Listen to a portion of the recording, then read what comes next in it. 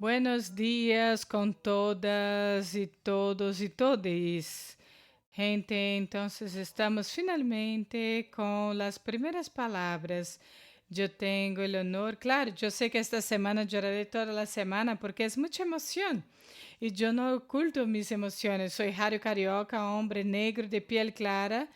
Llevo gafas, pelo rojo, tengo una barbilla, uñas pintadas de negro y una camisa que está escrito sin amnistía porque no somos neutros. Y al fondo tengo libros y una pintura de un hombre indígena que vino desde Belém do Pará.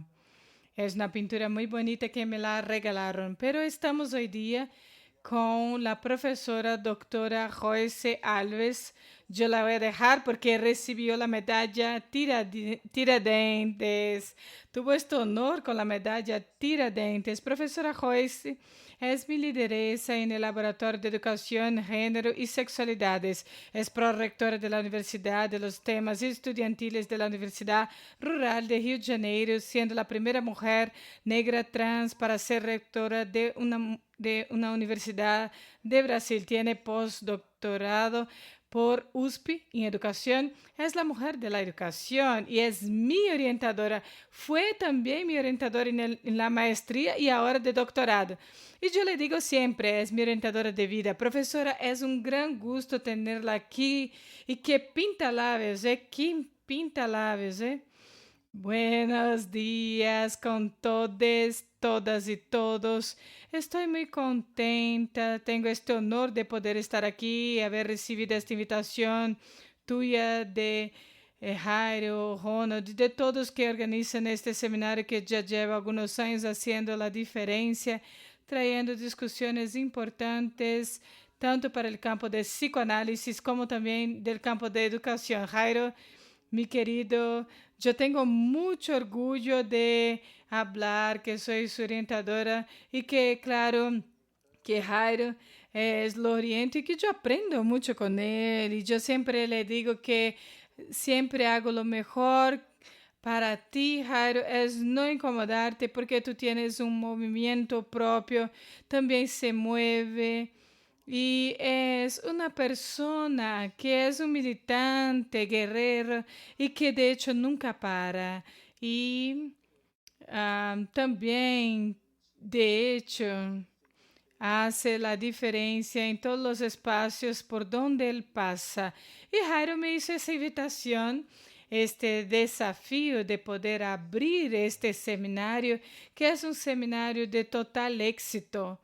Y entonces yo he quedado con Jairo lo siguiente, de que haremos una discusión, empezaremos con una discusión sobre las cuotas trans.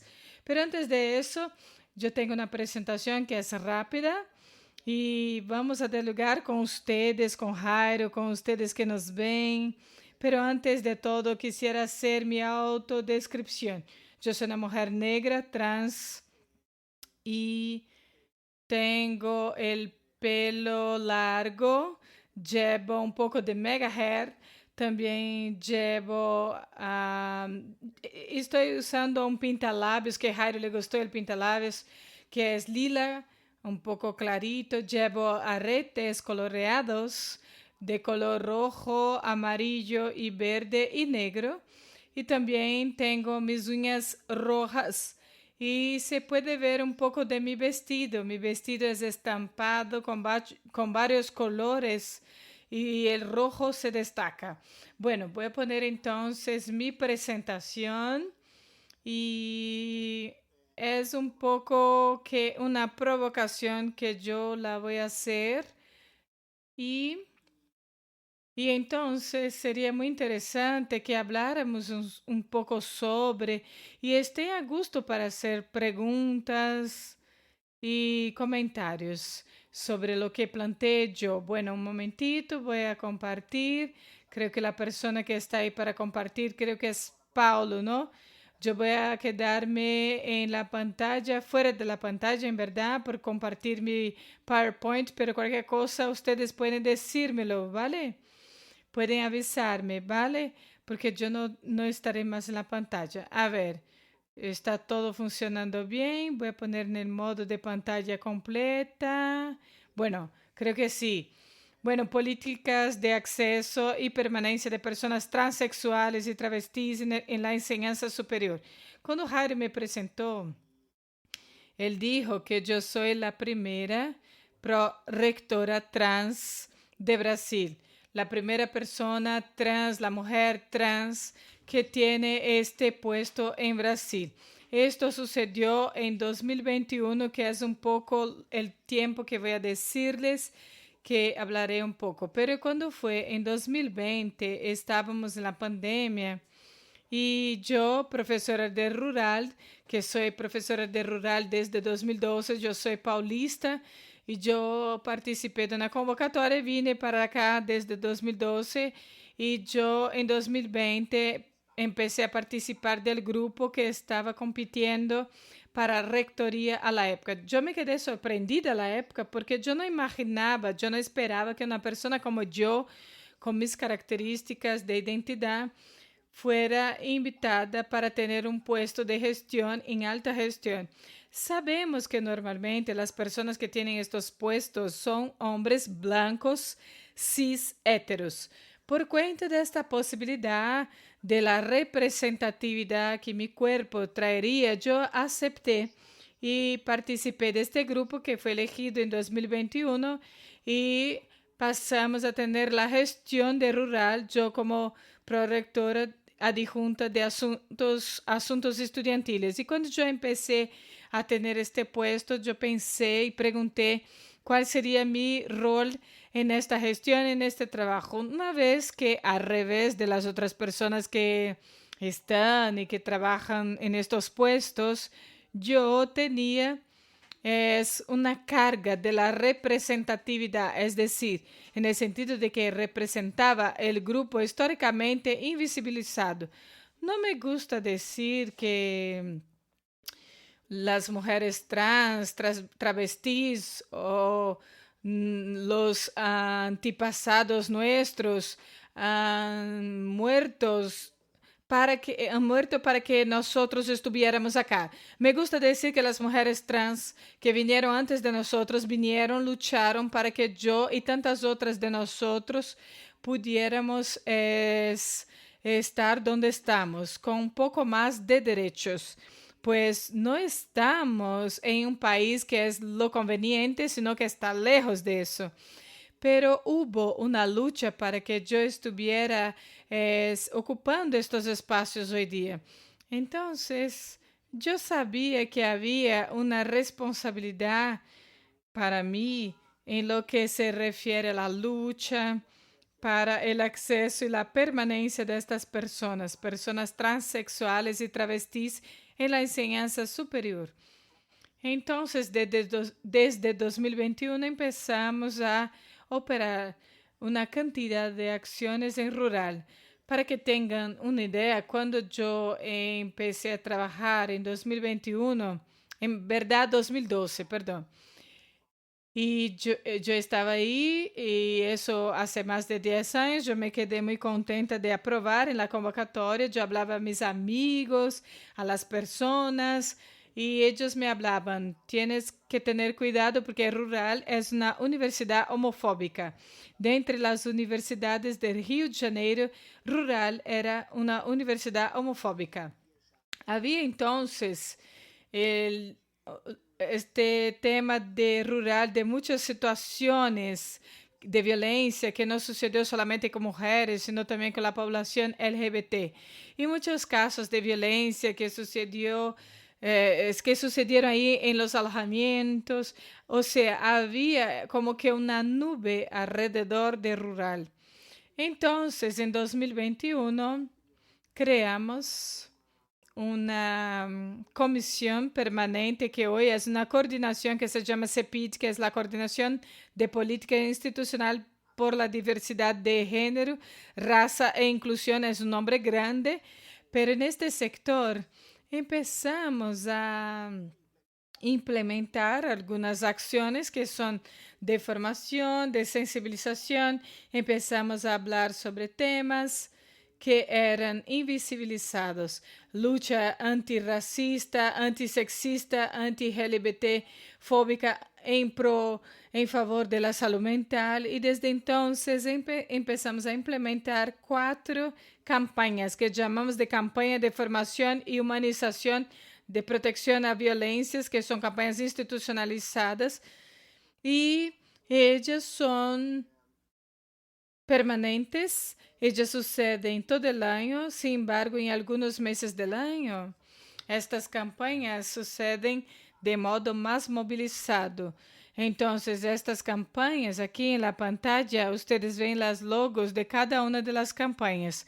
La campaña Mulheridades, donde tratamos el tema de las mujeres, porque sucede de modo movilizado el mes de marzo, que es el mes de las mujeres, en mes de agosto, que es cuando tenemos el trabajo de la campaña de Agosto Lila de combate a género. Después, la campaña LGBTQIA más rural, que es un mes de la diversidad LGBT. Septiembre Amarillo, que es conocida internacionalmente, nacionalmente mejor, que es una campaña contra el suicidio que ya se hacía antes, para una rural antirracista, que incluso estamos en este medio de esta campaña que sucede de modo movilizado el mes de noviembre, el noviembre negro de la conciencia negra. Estas campañas, por supuesto, no son estagnadas, sino que ellas están interseccionadas. Es una campaña por medio de una perspectiva transeccional. Por ejemplo, la campaña Mulheridades, hablamos de todos los tipos de mujeres. Hay actividades de mujeres trans, mujeres negras, indígenas y más. Y lo mismo sucede en las demás campañas. Entonces empezamos a hacerlo y en verdad nuestra intención es dialogar, es conversar con la universidad sobre temas que eran dejados de lado. Entonces empezamos a hacer una cantidad de actividades. Y una de las acciones que hicimos, incluso gente, para más allá de ponencias, mesas redondas, conversaciones, ronda de conversaciones e intervenciones, lo que hacemos es, incluso una de las acciones que hicimos fue poner esta bandera grande. Para los que no conocen, este es el edificio principal de la rural, donde están las rectorías y prorectorías a la entrada del campus, que es el más grande, donde está la administración central. Y pusimos esta bandera tan grande que la pusimos desde 2022 en el mes de junio, que es el mes del orgullo LGBT. Así que tenemos esta bandera grande puesta, que fue colocada en el campus también de Nova Iguazú.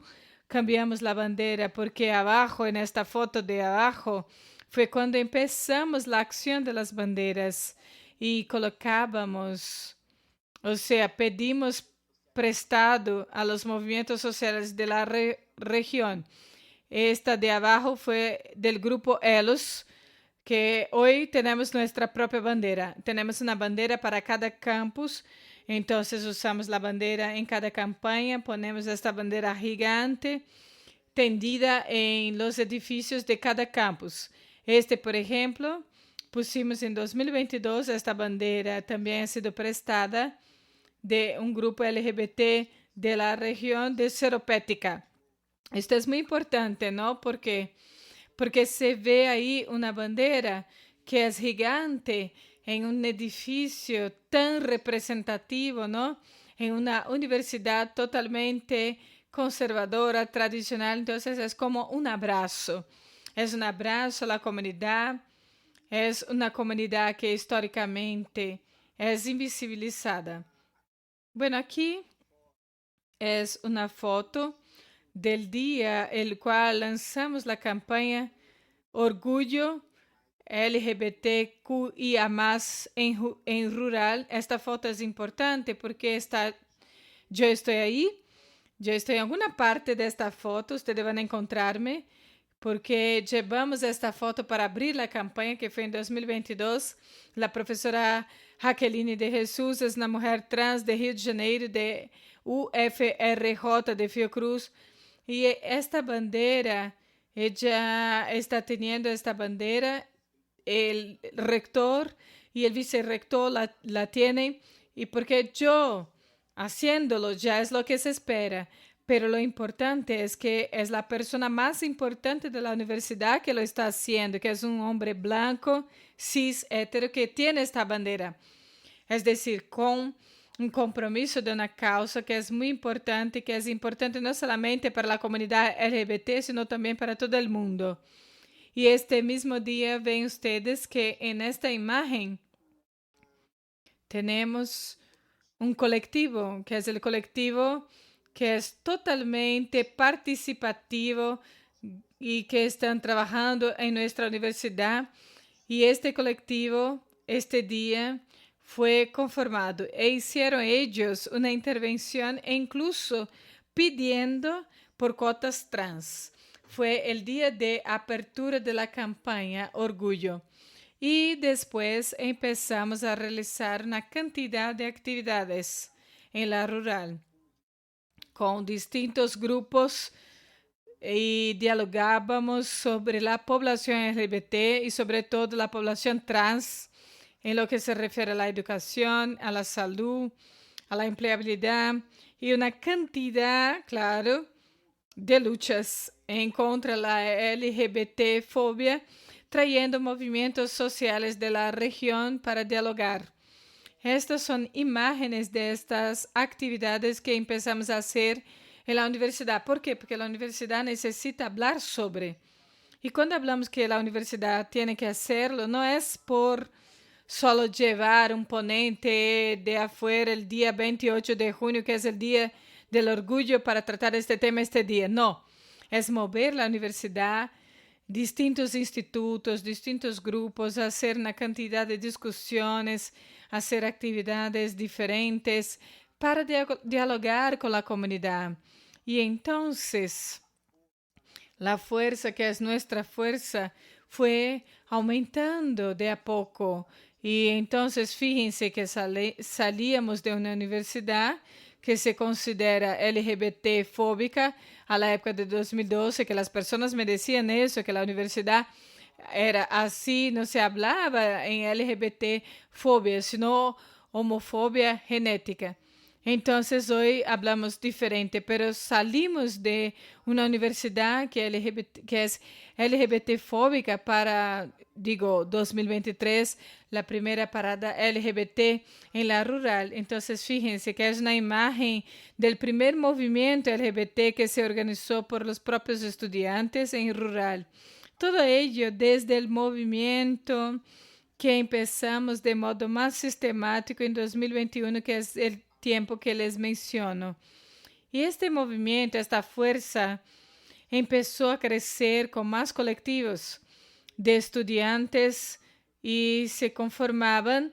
Y aquí tenemos esta imagen que es de 2023, cuando Cole Trans, que es un colectivo de trans de rural, se creó.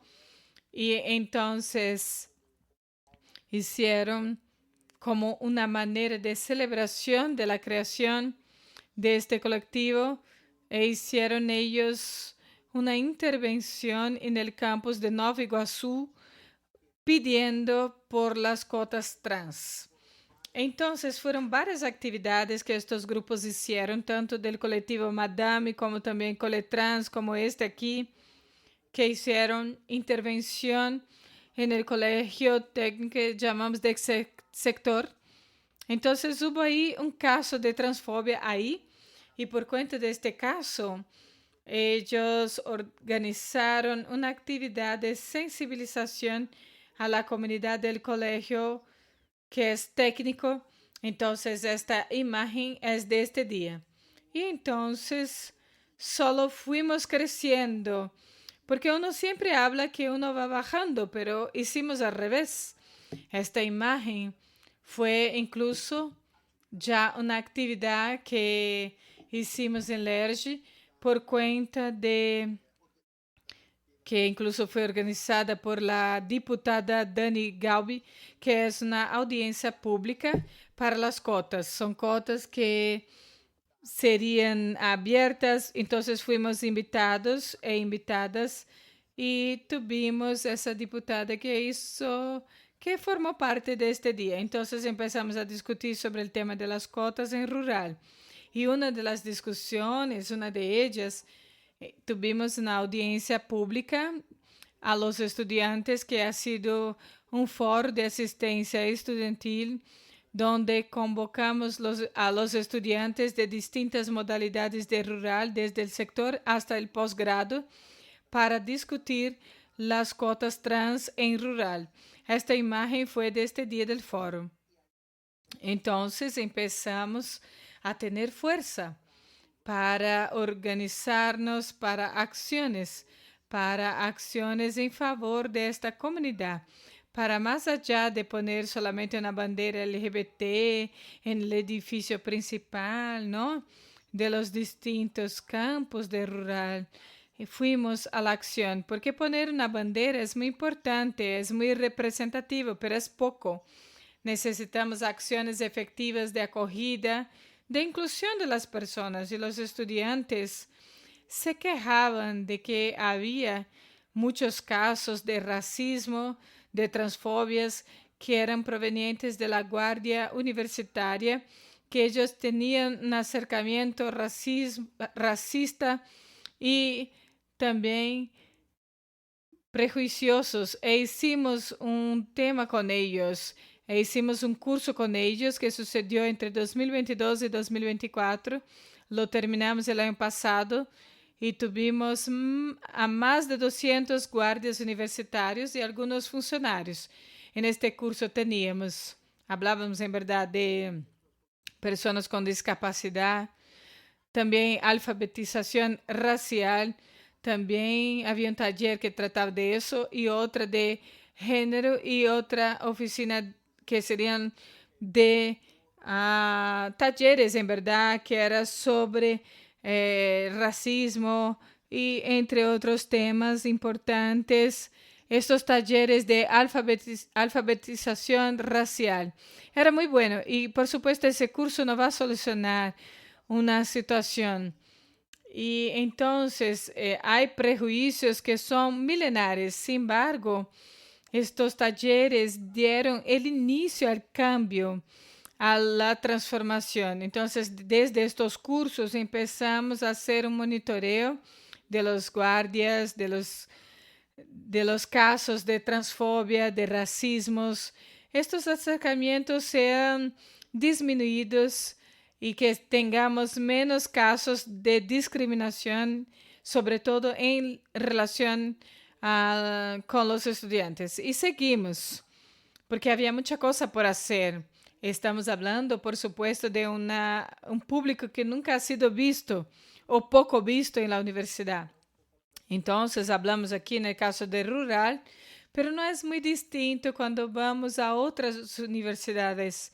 Hay otra acción que hicimos que fue la creación del baño neutro, que incluso aprobamos esta acción en 2023, inicios del 2023, pero esa discusión tiene mucha fuerza porque ella es bastante discutida en los entornos públicos, en las instituciones públicas, no solo las públicas, sino también las privadas.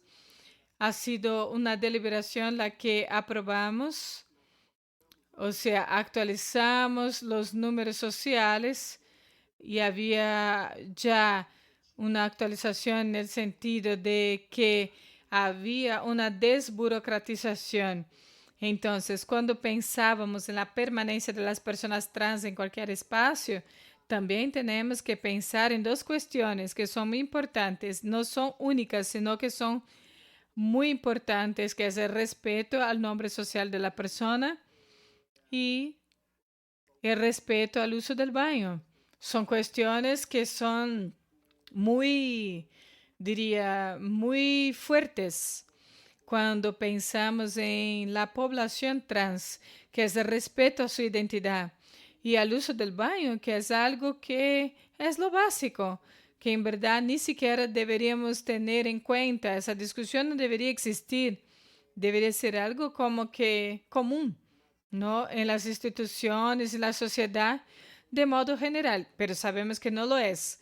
En esta deliberación pusimos algo que es básico y lo obvio, y que deliberamos sobre el uso del nombre social, el uso también y la creación de este baño neutro y el uso del baño de acuerdo con la identidad de género autodeclarada. Van a usar, por supuesto, el baño de acuerdo con su identidad de género, pero esta obviedad no está evidenciada entonces en esta población de modo general e incluso la población universitaria. Entonces hicimos esa deliberación, llevamos al Consejo Universitario y ha sido aprobado en 2023.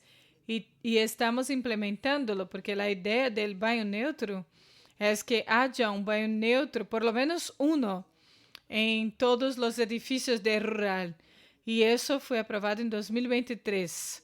Y estamos a fines de 2025 y no tenemos esta acción un 100% implementada en rural. Tenemos todavía edificios que no tienen este baño neutro en rural. Una cosa es aprobar una ley, una deliberación, una resolución. Otra cosa es otro movimiento que es el más difícil, que es su implementación.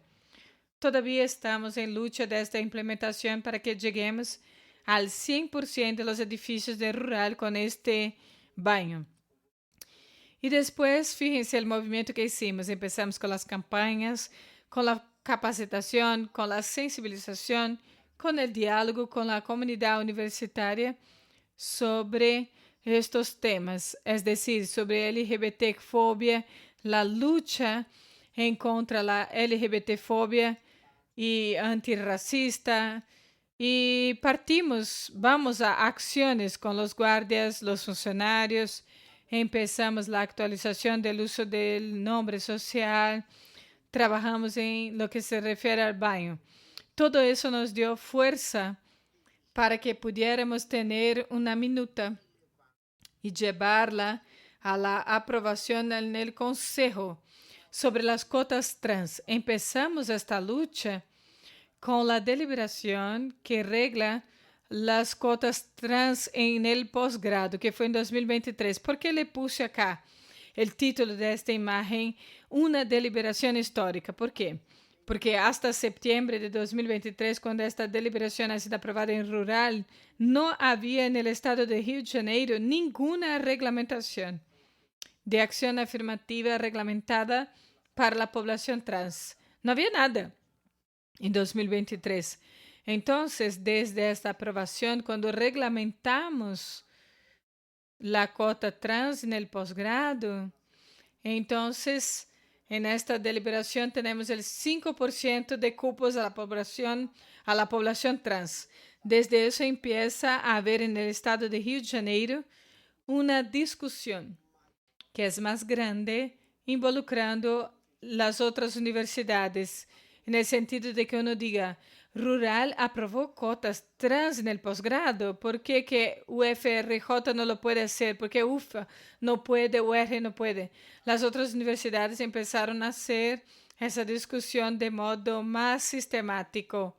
Este entonces fue el día de la aprobación, que fue en septiembre de 2023, de la aprobación de las cuotas trans en el posgrado. O sea, son muchas personas que están aquí involucradas, pero subrayo aquí a Dani Balbi, nuestra diputada estatal, una mujer trans que siempre estuvo con nosotros todo el tiempo para que hubiera la aprobación de estas cuotas, porque sabemos que uno de los líderes de los trabajos de Dani son las cuotas.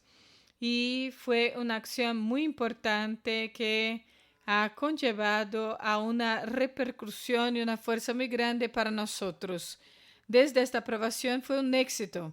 Entonces, Rural estuvo en los titulares de todos los grandes medios, en los periódicos, teleperiódicos o noticieros, y también para reserva de cupos en la población trans.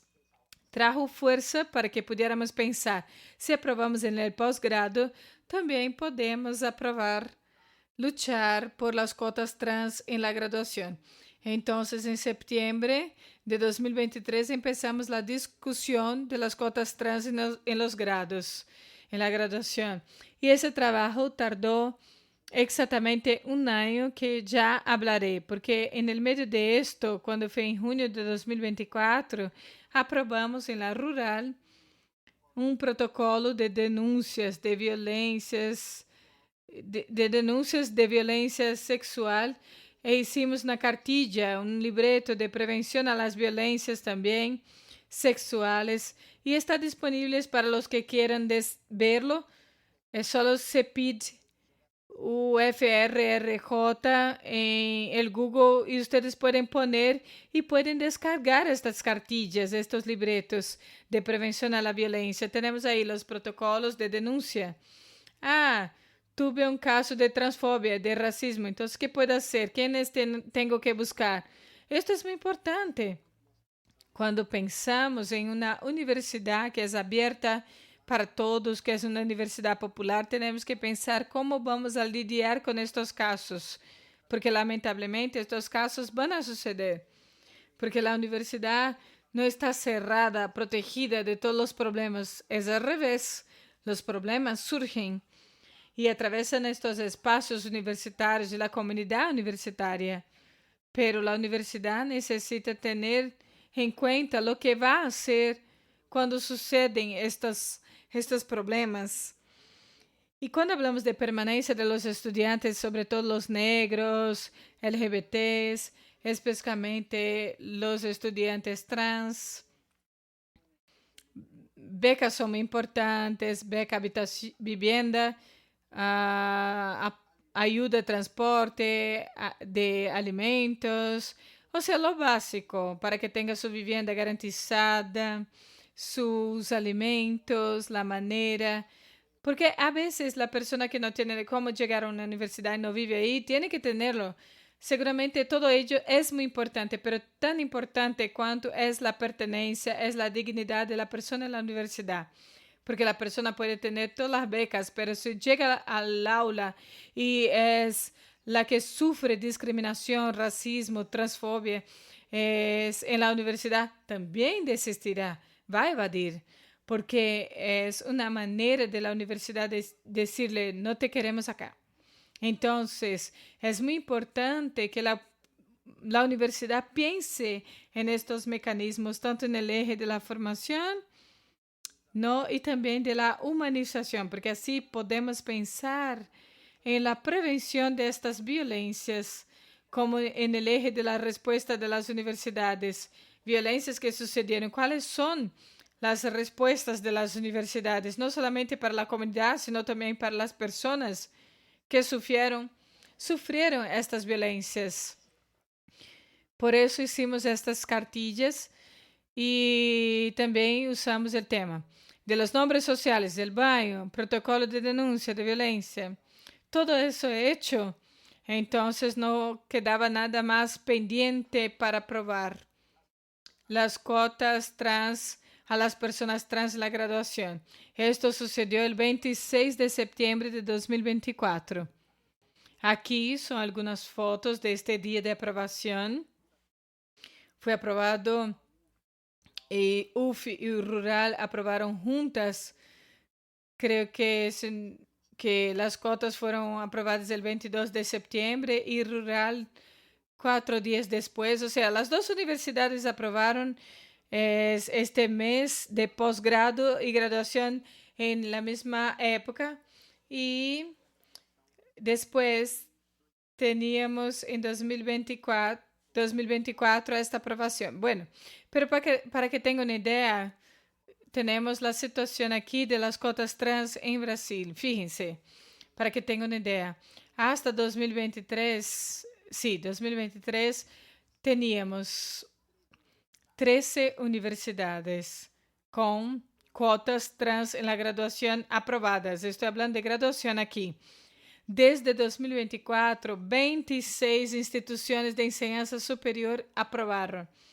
O sea, desde 2024 ha tenido un incremento de más de 200%. ¿Qué quiero decir con ello? Que hay una discusión que es muy fuerte, muy potente en casi que todas las instituciones de enseñanza superior brasileñas en lo que se refiere a las cuotas trans.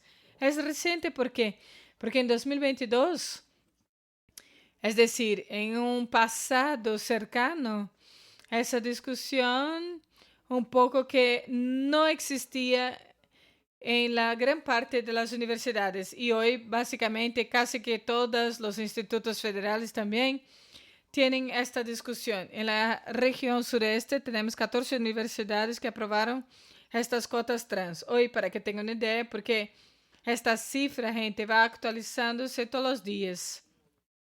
O sea, todas las semanas una universidad brasileña aprueba estas cotas trans, sea federal o estatal. O sea, hoy tenemos 40 universidades públicas brasileñas. Y pongo aquí las estatales y federales que ya han aprobado las cotas. Imaginen ustedes cuando hacíamos la discusión en rural en 2000, sí, el año pasado, ¿no? 2024, cuando ya hacíamos las audiencias públicas, hacíamos una recopilación, teníamos como 16 universidades. Eso el año pasado, que había cotas trans en la graduación. Pasamos de 16 en 2024 para 40 en 2025, para que tengan una idea cómo las cosas están avanzando rápido. Y las universidades están aprobando desde la autonomía, desde su autonomía universitaria. Pasamos de 15 en 2024 para 37.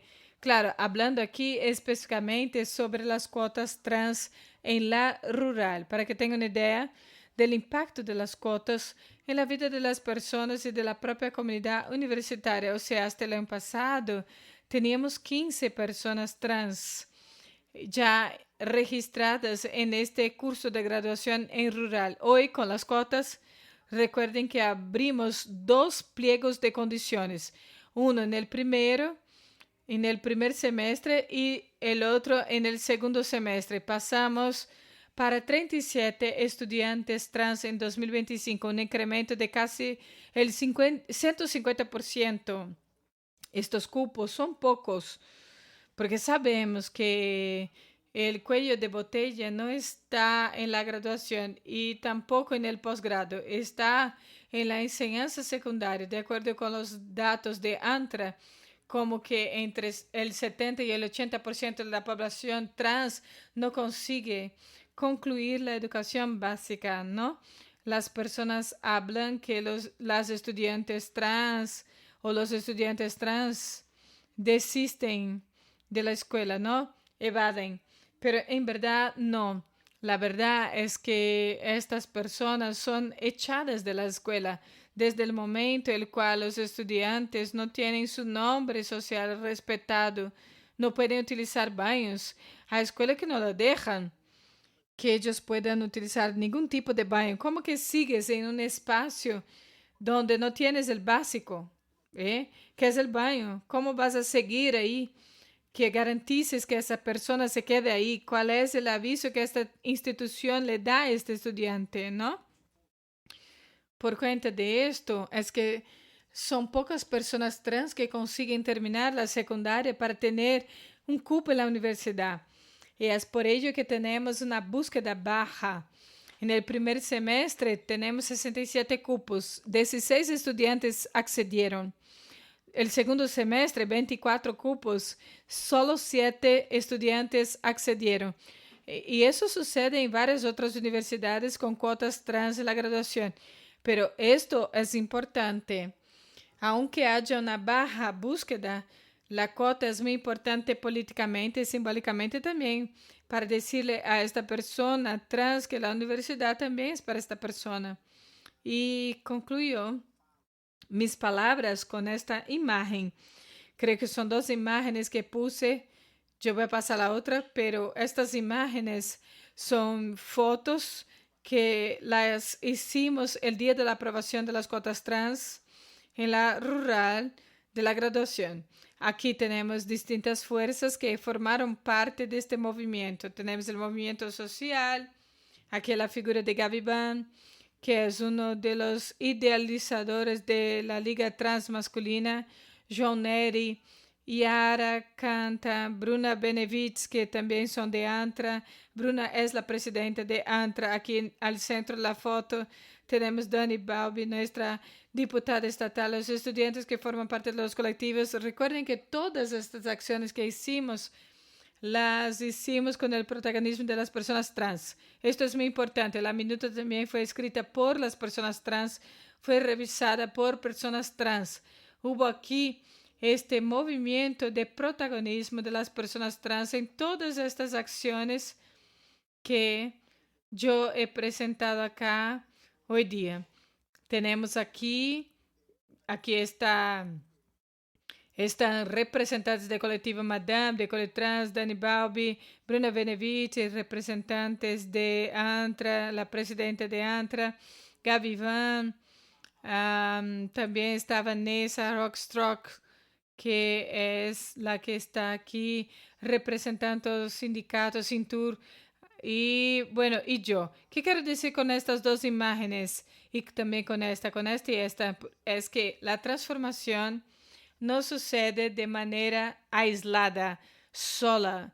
Solo sucede de modo colectivo. Todas las acciones que hicimos con Rural y logramos implementar Rural de poco tiempo, estoy hablando desde 2021, en corto tiempo, solo ha sucedido, claro, sí, porque había una mujer trans en esta gestión, claro, pero si yo no estuviera allí y no estuviera con el apoyo de distintas personas, nada de eso sucedería. Entonces, yo estoy a las órdenes para la discusión, para que podamos dialogar un poco sobre esta política que es de reparación y de justicia social.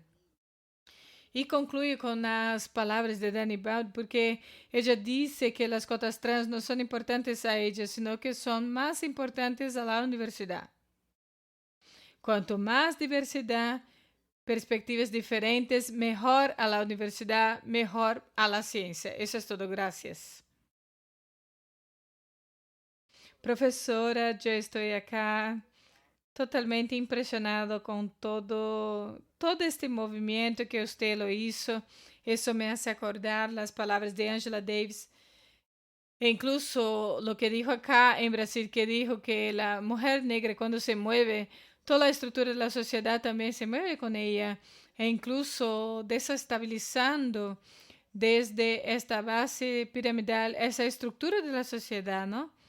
Y yo me quedo pensando acá, yo estaba pensando que incluso gente, para los que no saben, la doctora Royce es mi referencia, es mi referente incluso en mi tesis de doctorado, que está con esta cuestión de las palabras de Angela Davis. Imaginen ustedes esta mujer trans que está allá abajo en la pirámide social. Es algo revolucionario, yo me emociono mucho al ver a Patricia, que puso aquí algunas palabras. Dijo: es increíble ver las banderas grandes, representativas y visibles a varios metros de distancia. Yo decía: Patricia, no tienes noción, ni idea de, ¿cómo puedo decir?, del impacto que esas banderas causan, ¿no, profesora? El impacto. Y ellas no son puestas solamente en rural, ¿no?, sino que están en Seropédicas, también en Tres Ríos, en Nova Iguaçu, en 3 campus de la Universidad Federal de Rio de Janeiro, y causa, por ejemplo, uno puede ver que allá en la carretera se puede ver la bandera, causa de hecho, ¿no?, el impacto. Profesora, ¿cuál es la bandera que impacta más? Dime. Porque tenemos varias. ¿Cuál es la que impacta más? Sí, gente, yo puse aquí solamente la bandera de LGBT, pero yo les enseñé logos de mulheridades. Todas esas logos también se convirtieron en banderas gigantes que las pusimos en el campus también. Y hoy tenemos una bandera en favor de una rural antirracista, pero la que causa más impacto es la LGBT, hasta incluso porque lamentablemente causa un impacto para lo que sería bueno, porque es grande, bonita y todo, causa impacto, llama la atención. Sin embargo, porque sabemos que hay muchas personas que se corroen, ¿no? Se roen por adentro cuando ponemos esta bandera. Entonces, siempre que le pido al guardia para que vea, para que nadie vaya allí a dañar las banderas, entonces muchas veces eso puede ser de modo intencional. Sí, desde estos movimientos que empiezan pequeños con el grupo de doctora Joyce, grupo pequeñito, ¿no? Solo nosotros y hoy son proyectos institucionalizados, ¿eh?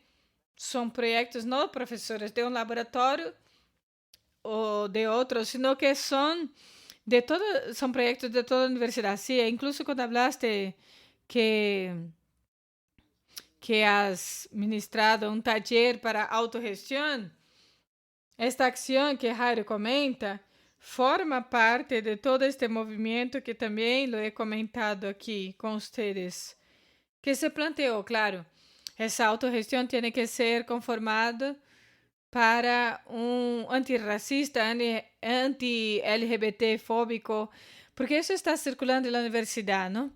Esta carga no puede ser solamente para mí, solo para Joyce, no. Este compromiso, esa participación es de todos.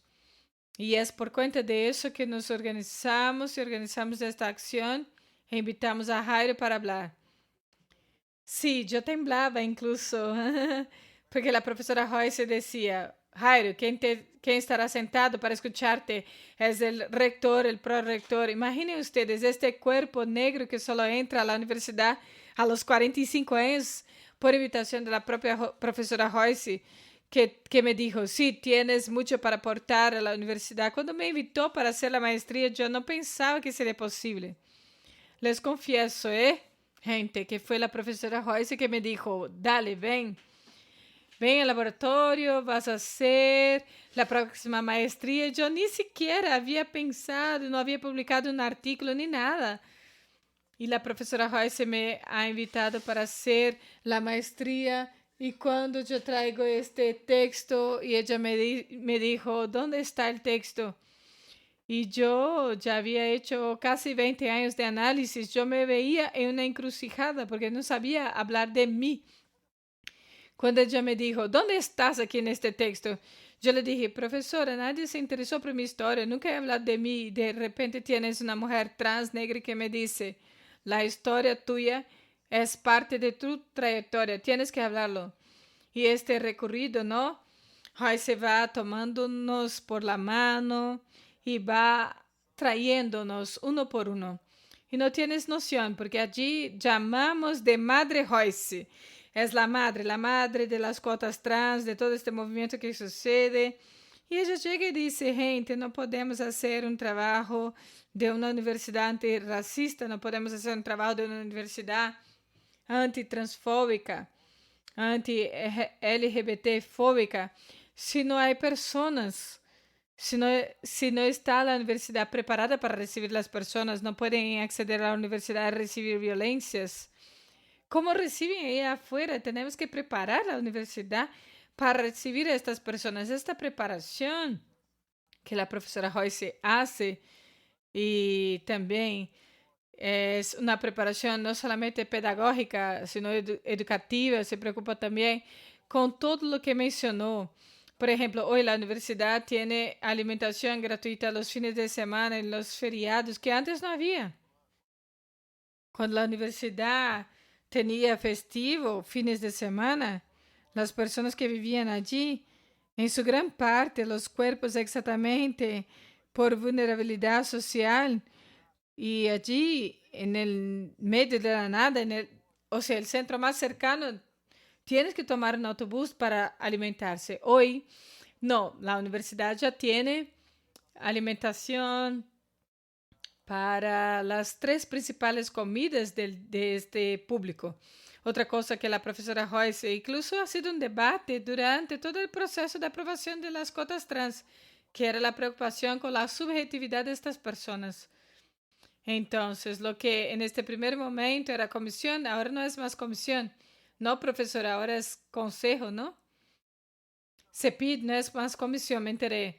Sí, es coordinación. Ah, sí, coordinación. Lo que empezó como una pequeña comisión y que tengo gusto de ser invitado para formar parte por la profesora Joyce, comenzó como una pequeña comisión o es una coordinación permanente y que tiene atención de la psicología, del servicio social y del campo del derecho para esta población y estos estudiantes. No solamente sabiendo que no solamente esto da cuenta de todo, la profesora invitó a otros para poder formar parte de esta cuestión de la atención. Entonces hoy tenemos, y claro, tengo el honor de tener este colectivo de investigación activista como un socio de la Universidad Federal de Río de Janeiro desde la escucha periférica Chica-Manicongo, que surge exactamente de la comprensión de que no solamente es solo insertar estos cuerpos, ellos están muy heridos, vienen con el sufrimiento de rechazos de existencias, de devenires de existencias que muchas veces sobrepone y difunde la universidad sin que la universidad se dé cuenta.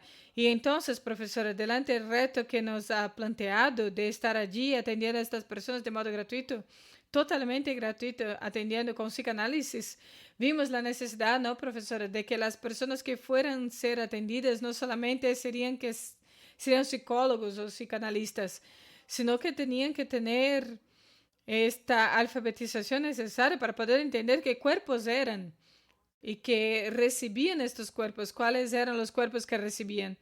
Y todos los que estaban ahí, que atienden, están por la obligatoriedad de hacer la alfabetización racial. Solo pueden atender después de eso. Y es una alianza con el Instituto Querino de la Universidad de Pernambuco. Hacen la alfabetización racial y de género con la profesora Sara. O sea, solo después de eso, gente, que incluso quien me presentó, Sara, fue Joyce, ¿eh? En uno de nuestros congresos, que yo la invité para hablar y ella me dijo, no, te voy a recomendar una persona que es específica, que trabaja solo con ese tiempo y con ese tema, perdón, de la transversalidad. Y claro, tenemos esa escuela en Brasil que tiene dos mujeres trans, la coordinación de nuestra escuela, que es Sara y Lulu Barbosa, e incluso que representa nuestra escuela en este movimiento de articulación. Somos la única escuela en Brasil y no podríamos hacer diferente. O sea, abrir un congreso que tendrán distintas personas hablando. No podríamos abrir este congreso si no fuera con usted. Tenía que ser así, exactamente, de este movimiento para poder entender que el psicoanálisis es más que solamente un consultorio. O sea, por eso tenemos psicoanálisis, educación y cultura. Y hoy tenemos a varias personas que son atendidas por nuestros medios y derivadas por la profesora Joyce. E incluso estamos cerrando y estamos acordando algunas alianzas. Dejé para hablar aquí con usted, con el colectivo Madame, ¿eh? Excelente, excelente, excelente, muy bueno, muy bueno, para poder acoger. Exactamente, entonces es una lucha para que podamos, yo he seguido desde muy cercano todo ese proceso, nuestro colectivo está ahí en el medio de las fotos, estamos allí. Y entendimos, ¿no, profesora, que determinadas luchas no se podrían hacer solas. Fuimos colectivizando para que pudiéramos hacer esta lucha. Bueno, quisiera escuchar un poco de usted porque usted sale de un lugar donde era una persona aislada. Yo he seguido todo ello y era todavía la profesora del campo de la pedagogía y sale a este lugar de protagonismo. ¿Cómo es eso, no? Después estará dando entrevista en el periódico Globo, vas al noticiero, recibió la medalla Tiradentes. Quisiera escuchar un poco sobre este protagonismo. Gente, ustedes no saben, pero la profesora Joyce es tímida y de repente cambia a un protagonismo político, en una referencia en todo Brasil. Bueno, gente, yo no he hablado, pero Joyce es gatera. Le gustan los felinos. Sí, ven los felinos pasando por acá. Sí, me encantan. Bueno, gente, Jairo y el colectivo de psicoanalistas y Jairo es uno de los coordinadores. Esto es total, primordial para mi trabajo. ¿Por qué? Porque en rural tenemos como que 80% de los estudiantes que son considerados vulnerables socioeconómicamente. Y desde 2015 el presupuesto solo disminuye. Aunque tengamos el gobierno Lula, no tuvimos una reconformación como pretendíamos o queríamos. Todos los años se disminuye el presupuesto y siempre hablo que esto sucede por cuenta de que la universidad se populariza, se diversifica cada vez más, el presupuesto también lo va disminuyendo, descendiendo y la universidad va precarizándose. Y eso no es por si acaso, es un proyecto de país y de universidad, lamentablemente, pero especialmente desde la pandemia, las demandas involucrando salud mental ha crecido mucho. Los estudiantes necesitan seguimientos terapéuticos, psicológicos y todo. Y no tenemos condiciones, rural no tiene condiciones de hacer este seguimiento para un flujo tan grande de personas. Entonces, esta alianza con el colectivo de Jairo está dando la posibilidad de que algunos estudiantes de rural tengan esta atención, este seguimiento. Entonces, varios estudiantes, creo que más de 20, ¿no, Jairo? Más de 20 estudiantes de rural y después yo voy a querer saber cuántas personas ustedes atienden. No necesitan hablar quiénes son, solo necesito la cifra para que tengan una idea de cuántas personas estamos como que dándoles el beneficio con esta alianza. Eso es muy importante porque no teníamos condiciones, porque la universidad no tiene condiciones de hacer este seguimiento, porque solamente tenemos dos psicólogas, tres psicólogas en la universidad total. Tenemos el curso de psicología que están con sus proyectos, pero no consiguen. Es una demanda muy grande. Y entonces tenemos una red municipal que es muy precaria también. Entonces, normalmente, ¿cuál es el movimiento? Es enviar a CAPS, por ejemplo, pero llegando a CAPS se queda un año esperando en la cola. O sea, es una situación muy complicada porque más allá rural, para los que, claro, yo sé que hay personas de todo Brasil viendo, la Universidad Rural de Rio de Janeiro no está solamente en la zona sur, sino que está en Baixada Fluminense. Yo les digo, al fondo de Baixada Fluminense está a Seropédica, que es una ciudad muy, muy precaria en todos los temas, sobre todo en el tema de salud. Solo quisiera comentar eso. En lo que se refiere a la pregunta de Jairo, bueno, Jairo, yo de hecho estoy acostumbrándome con con esta escena que tengo en el campo, porque es lo que Jairo dijo. Yo era una profesora con un grupo de investigación, haciendo mi trabajo, dando mis clases. Cuando yo hablé que en 2020 fui invitada y me quedé sorprendida, es verdad, porque ni siquiera imaginaba que las personas que formaban parte de la administración central, no imaginaba que ellos supieran de mi existencia.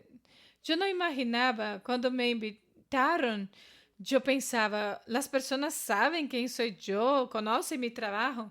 Entonces, desde ahí fue como un boom, un descubrimiento. Las personas me invitaron a hacer entrevistas, a tener la medalla Tiradentes. Estoy un poco que acostumbrándome con ello. Pero yo pienso, Jairo, que es un movimiento que es necesario, ¿no? Porque es un movimiento de lucha, ¿no? Y movimiento de lucha, para este movimiento necesitamos visibilidad. E entiendo que estoy en un lugar de visibilidad. Y cuando yo aparezco, siempre digo que cuando aparezco, siempre es para representar. No soy solamente Joyce, sino que formo parte de un grupo, de un colectivo, ¿no? Que represento yo y que es la representación de ellos. Y es lo que dije en el discurso de la medalla Tiradentes. No era una medalla para mí, sino para nosotros. sin el colectivo no es posible. Yo siempre digo, pensando en el colectivo, entonces, ¿cómo puedo decir esta vanidad?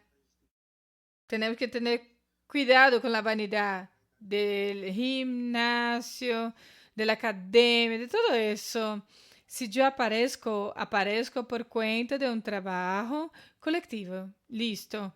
Esto es muy importante. No podemos nunca perder la idea, la noción de lo que somos nosotros y para quienes estamos luchando.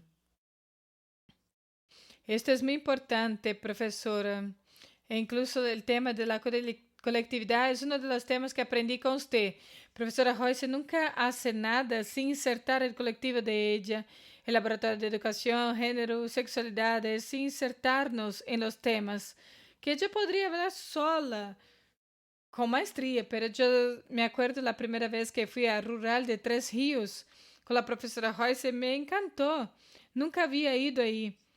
Ni siquiera había ido a Tres Ríos, pero fuimos ahí a hacer la alfabetización, ¿no? La primera vez que fuimos fue Leandro, usted y yo. Y la recepción de las personas es algo increíble. Siempre hay uno u otro, ¿no? Que rechaza, pero la recepción de las personas, había una gran recepción. Y en CEPID, por su invitación, estuvimos en el restaurante universitario y hablé con las personas que yo salí con la idea de que fui a aprender y no enseñar. Ver a aquellas personas, los funcionarios de la universidad de 40, 30 años ahí, y veía un señor que tenía 40 años que decía, yo esperé 40 años para que eso un día pudiera suceder. Y yo me quedé muy emocionado de un hombre negro hablando eso. 40 años que llevaba ahí en la universidad y él me dijo exactamente eso. Hace 40 años que yo estoy aquí esperando para que un día eso pudiera suceder. Eso podemos ver cómo estamos en el camino correcto y lo importante es que estos trabajos todos con la Universidad Federal es un trabajo que va más allá. Él busca hacer un trabajo más allá de una gestión para que se convierta, de hecho, en actividades oficiales del calendario de la universidad. Y, y no importa la gestión que sea, estos trabajos son aprobados, son puestos para la aprobación de los profesores del cuerpo técnico, de los estudiantes también. Hay toda una participación de la comunidad, no solamente son los alumnos, los técnicos, la gestión, todos para la aprobación. Entonces, cuando una actividad de esa es aprobada por toda la vida académica de esta universidad. Entonces, creo que es muy importante que hablemos sobre eso. Y lo más importante todavía es ver cómo eso está haciendo una repercusión amplia al punto de que tengamos no solamente la profesora Royce, sino otras profesoras formando parte del grupo de científicos mujeres, ¿no? Gente que dificilmente tendría esta visibilidad y hoy vemos a estas mujeres. Y tenemos un profesor que ha sido mencionado como uno de los profesores de más relevancia en el campo de la investigación que viene de Rural. Rural es una universidad que está en un municipio muy pequeño que ni siquiera tiene hospital. Estamos en un municipio que no tiene hospital. Para que tengan una idea del trabajo de esta lucha, ¿eh? Solo hay un CAPS que es pequeño que no tiene psicólogo. Están sin psicólogos, ¿eh? Para que tengan una idea. Solo está este CAPS, pero no tiene psicólogo hace un tiempo. Y el municipio no tiene hospital. Y la propia universidad se vio invitada en una lucha que era la idea de implementar en este municipio este espacio. Tuvimos que movilizar la universidad, el propio rector de la universidad, el profesor Roberto, que quiero enviarle mi abrazo. Profesor Roberto, la alta gestión de la universidad, profesora Royce, que se han movilizado para poder tener en cuenta este tema de que el municipio no tiene un hospital, no tiene nada, pero quiso implementar ahí un presidio. Ve, profesora, cómo nos quedamos delante de tanta lucha, ¿no? Es verdad, Jairo, es que son muchas luchas, de hecho, y en el caso de rural específicamente está, de hecho, en un lugar periférico, ¿no? Que es el trabajo que tiene que ver con el trabajo de ustedes. Estas precariedades también se ve todo el tiempo. ¿Cómo hablaste? Hablaste del presidio, pero antes de eso también había un vertedero que se implementó ahí. Um, e implementaram em Seropédica e agora querem também poner um presídio aí também, um hospital que é uma luta antiga, não? Hasta agora o município não ha logrado um hospital para a cidade, que é uma cidade que a pesar de ter várias carreteras que cruza esta cidade, ela é uma cidade aislada, tiene su peaje que es muy caro, rural, de hecho, sufre la violencia también, ¿no? Entonces, no es un lugar fácil. Sí, profesora. Y también tenemos precauciones, ¿no? Porque no es una ciudad, es una ciudad que no es buena para la población trans. Sí, y usted también, profesora, es interesante que hablemos sobre eso, que tenemos una escuela técnica en la universidad de enseñanza secundaria, que tenemos esa actividad de alfabetización adentro de la escuela. E incluso la pregunta de Vini, que pregunta cómo sensibilizar las instituciones públicas de enseñanza de modo que sostengan la presencia de los cuerpos trans para que concluyan la enseñanza secundaria.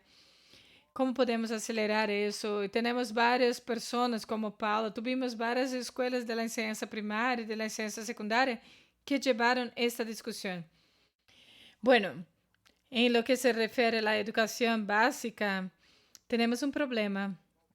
¿Cuál es? Que los datos de violencia están ahí, alzando la voz en nuestra cara en relación a la población negra, a las mujeres y LGBT. O sea, son datos de violencia, ¿no? Que nos impresionan. Brasil sigue siendo el país que más mata a personas trans, el país que tiene grandes índices de LGBT-fobia.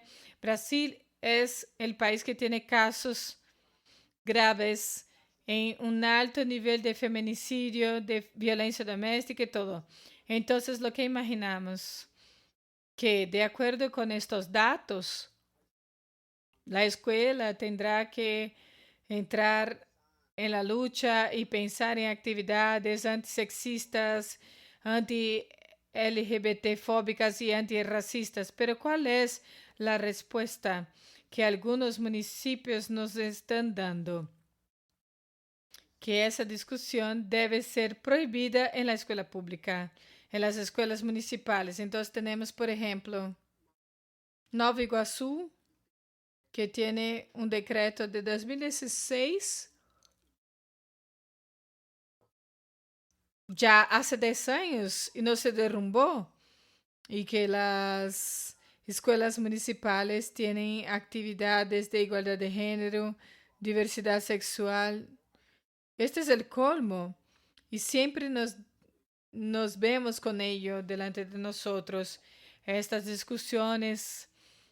Entonces, necesitamos hacer discusiones, pero da miedo a los profesores porque tienes leyes que prohíbes, porque si hablas tal cosa o haces tal cosas, te pueden echar. En Nilópolis hay una ley también que para el profesor hacer un proyecto sobre igualdad de género o género, diversidad sexual, también tiene que tener el consentimiento de los padres antes de hacerlo, ¿no? Entonces, tenemos un dato que enseña que casi el 80% de la población trans no consigue terminar la educación básica y la respuesta que la escuela nos da es no lo vamos a hablar. No hablemos sobre este tema. No vamos a hacer ningún proyecto de sensibilización, de prevención en este tema. Entonces, ¿cuál es el papel de la universidad? Es esa transformación que es más una transformación, ¿no? Que desde el momento que la universidad habla sobre ese tema, sobre ese asunto que está en los temas de los cursos de formación de profesores, que son las licenciaturas.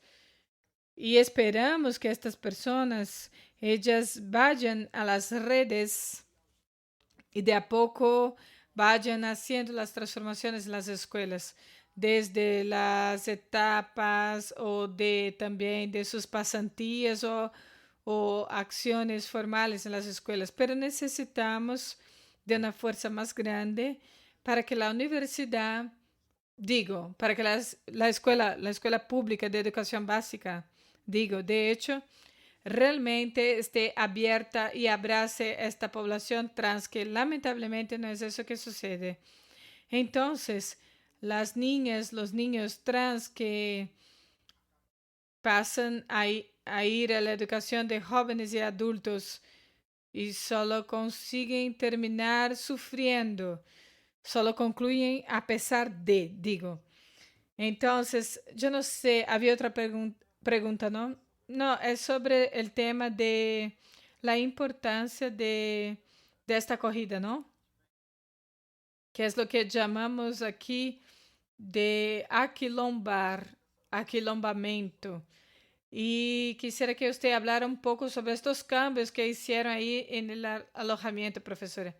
Sí, sí, solo para que sepan, en rural tenemos una residencia estudiantil, que son edificios, son cuartos, habitaciones a los estudiantes para que vivan durante el momento de su graduación y posgrado. Estos alojamientos están destinados a los estudiantes vulnerables socioeconómicamente. Entonces, hicimos e implementamos una acción que da prioridad de acceso a la población trans y a otras también, pero aquí hablamos de la población trans, que será un acceso más rápido, porque la población de modo general, la población trans, LGBT, sobre todo trans, llega muy vulnerable.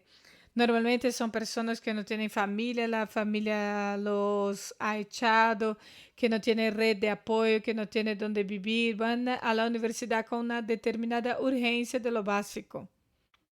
Entonces, nuestro reto es el de garantizar lo mínimo de dignidad a esta persona que llega a la universidad, ¿no?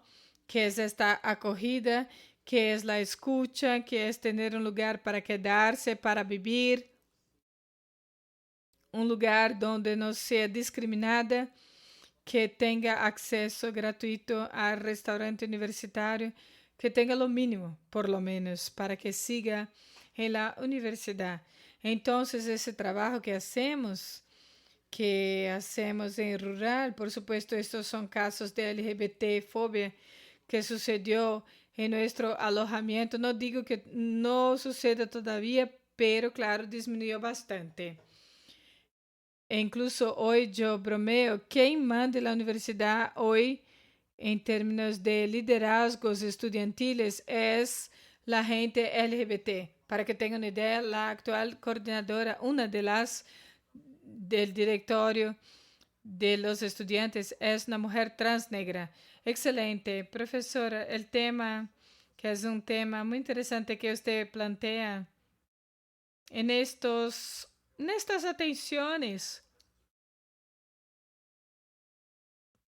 y en los atendimientos, que atiendo a una persona trans que me dice algo muy interesante que me emocionó bastante, que los 3 meses que está en la universidad, porque hacía 3 meses que estaba ahí, ella me dijo, es la primera vez en mi vida que no necesité prostituirme para existir. Y me emociona mucho, porque ella me dijo que todo lo que decimos tiene importancia y me dijo eso, que no necesitaba prostituirse para existir. Y eso me emociona, porque este es otro camino que la educación le da. Claro, no podemos decir que la educación cambiará toda la vida de uno. Eso también ayuda y da oportunidad a otros espacios posibles para que esta persona pueda existir. Y allí solo había una oportunidad de existencia para muchos. Quiero agradecer su existencia desde el inicio. Desde el inicio, la profesora Joyce siempre quiso que la psicoanálisis estuviera presente en esta escrita, en este campo de la educación. Nunca ha cambiado. Y hoy yo escucho de la psicoanálisis que yo ahora estoy más educador que psicoanalista. Y yo digo que, gente, este es un diálogo que es muy interesante. Es un diálogo de entender que la pedagogía es un camino de subjetividad. ¿Cuáles son las subjetividades que estamos teniendo en nuestras prácticas pedagógicas? Es esto que la profesora Joyce nos da en nuestro laboratorio con nosotros. ¿Cuál es la subjetividad que construimos? Si es de empoderamiento, es política sobre todo, y podemos entender la realidad, ¿no? Entonces, cuando hablamos de subjetividad, es imposible que la psicoanálisis no esté adentro de este lugar. Profesora, tengo un gran amor por usted, usted lo sabe. No tengo miedo, mi mujer no tiene celos. Yo le digo siempre, me encanta la profesora Joyce, la amo. Tengo un cariño muy grande por usted. Y fue en esta tercera jornada, ¿no, Ronald? La segunda estuvo con nosotros y nos dijo, Jairo, la próxima jornada de psicoanálisis haz con el apoyo de la Universidad Federal de Río de Janeiro. Y la hicimos en la tercera, la cuarta, y estamos la quinta, la sexta, y seguiremos hasta donde nos permitan las diosas. Gracias, profesora, muchas gracias. Y me despido acá, no hablo nada más. Agradezco yo por todo, agradezco a todas las personas, a David, Diogo, que también son los intérpretes, que son de señas, Ronald, Jairo, ustedes están en mi corazón. Muchísimas gracias por la invitación, por el honor de poder estar aquí, de abrir con ustedes este seminario. Les deseo muchísimo éxito y yo ni siquiera necesito desearles eso porque ya sé que es un éxito total, pero que ustedes tengan una excelente jornada durante esta semana y Jairo sabe que lo que necesite, no puedes contar conmigo. Un abrazo muy grande a todas las personas que nos siguieron durante esta mañana. Les deseo un excelente seminario para todos. Muchas gracias. Gracias, profesora Joyce. Yo tenía que pasar acá y estar en esta apertura, en este cierre, profesora Joyce. Y felicito por toda la trayectoria que hace, este apoyo que se da junto con todos aquí. Estoy produciendo con la profesora también. Tengo un orgullo de poder hablarlo, ¿eh? Profesora Joyce, muchas gracias por su existencia y poder formar parte de mi vida acá.